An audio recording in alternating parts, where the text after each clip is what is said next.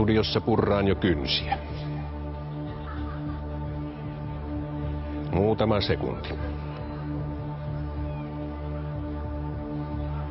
Sitten Helsingin vaalipiirin alustaviin tuloksiin, kun äänistä on laskettu 92%.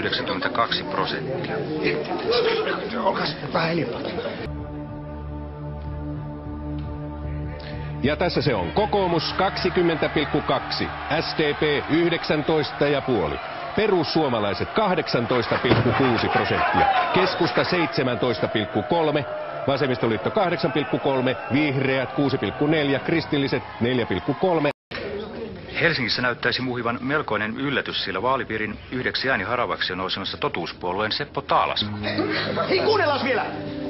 Nyt voisi jo melkoisella varmuudella sanoa, että Seppo Taalasmaa menee läpi. Hyvä Seppo! Vai, ja sä teit sen! Mä tein sen.